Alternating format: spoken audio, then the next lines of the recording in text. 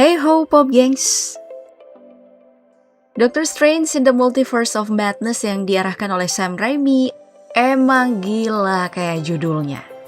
Dalam keadaan masih tayang di bioskop aja nih, film ini udah ngantongin pendapatan global lebih dari 700 juta US dollar. Sebuah untung yang besar mengingat biaya produksinya yang mentok di angka 200 juta US dollar. Banyak ya. Itu baru kegilaan dari segi profit nih. Dalam urusan sinematik sama jalan cerita, masih ada banyak lagi kegilaan yang ditawarkan. Jadi mari kita bahas proses di balik layarnya dalam film populer kali ini.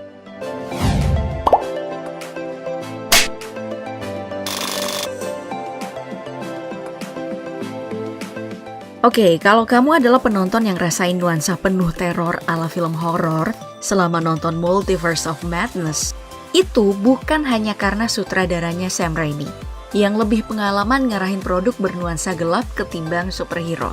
Ada kontribusi besar dari narasi yang bikin filmnya jadi kebentuk kayak gitu. Makanya kita harus kenalan dulu nih dengan penulis naskahnya, Michael Waldron, kalau mau ngerti seluruh rangkaian proses di balik layarnya. Nah, Waldron ini adalah veteran dari dunia TV series yang punya andil gede di balik kesuksesan serial Loki, sama animasi pemenang Primetime Emmy Award dalam nominasi Outstanding Animated Program Rick and Morty. Rick and Morty!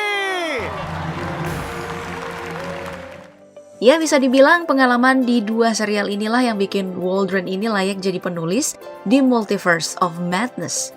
Ada nuansa kegilaan yang sama di sana. Dan jalan ceritanya emang lumayan berkaitan. Meski kalau mau dibedain ya, dalam Loki konsep multiverse-nya ambil cakupan yang lebih besar soal waktu.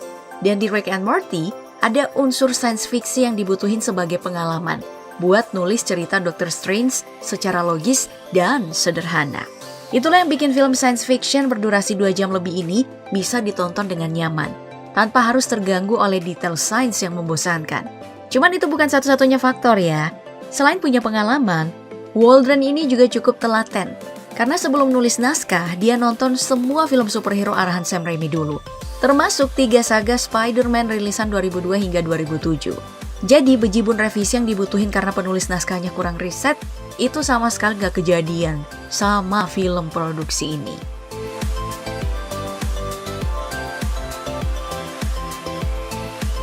Makanya, seluruh tim bisa lebih fokus buat moles berbagai aspek sinematik, terutama dalam urusan efek praktis yang beberapa teknis pengerjaannya masih manual, seperti setting lokasi dan property shooting.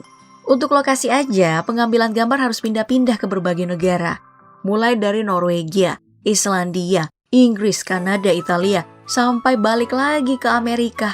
Lalu di beberapa tempat seperti Inggris, Kanada, dan Amerika. Keliling dunia ya. Para kru dan aktor masih harus datengin sampai belasan lokasi lagi tuh untuk rekam adegan yang porsi tayangnya lumayan dikit. Kedengarannya sih rugi, tapi mau gimana? Namanya juga usaha ya kan? Jadi kamu gak usah heran kalau ada beberapa properti berupa bangunan sementara yang nantinya akan dipoles jadi realitas menggunakan VFX. Itu adalah cara buat menghemat waktu dan energi, supaya gak semua lokasi penting yang jaraknya jauh harus didatengin sama tim produksi. Sama ada alasan lain nih, seperti konsekuensi dari penggunaan efek praktis berupa ledakan.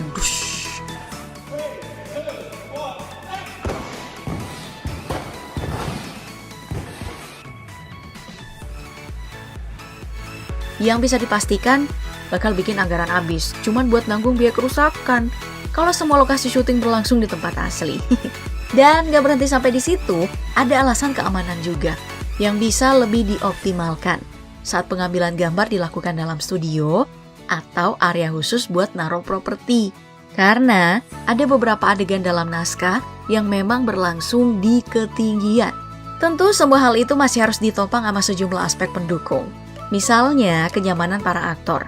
Makanya nih sebelum pengambilan gambar dimulai, tim produksi udah hire desainer kostum superhero profesional yang bernama Graham Churchyard buat ngerjain seluruh pakaian yang bakal dipakai sama tiap karakter.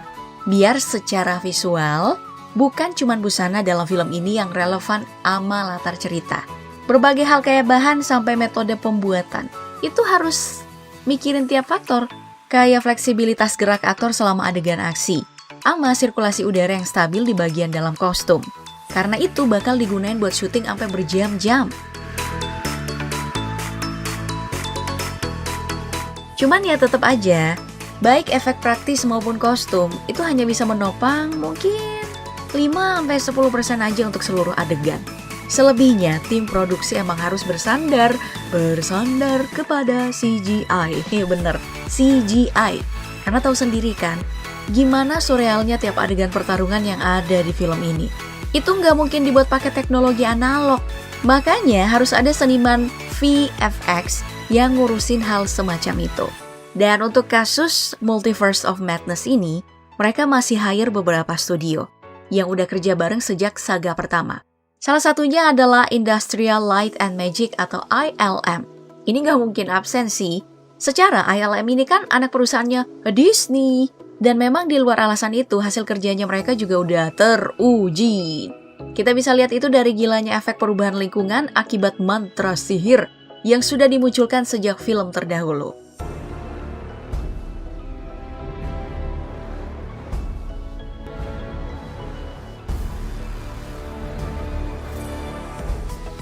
Kemudian, selain ILM tadi, ada juga nih studio efek visual legendaris yang bernama Framestore yang kabarnya udah berkarya sejak dekade 80-an.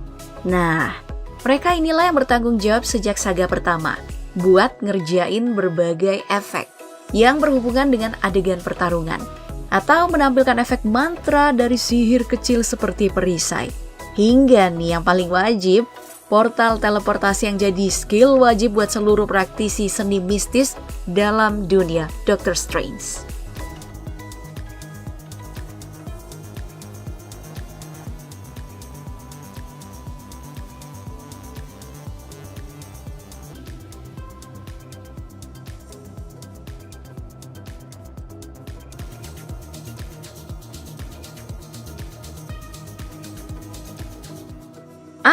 Sedangkan studio terakhir yang juga masih digunakan setelah bekerja untuk film pertama adalah perusahaan animasi bernama Luma Pictures. Mereka lah yang bertanggung jawab dalam urusan perubahan lingkungan seperti ILM. Namun di sini pekerjaannya itu cukup spesifik ke beberapa adegan aja. Pertama, dalam pertarungan Ancient One sebelum meninggal dan warisin posisi Sorcerer Supreme kepada Strange. Lalu yang kedua, saat Strange hadap-hadapan secara langsung dengan si raja terakhir, Dormammu.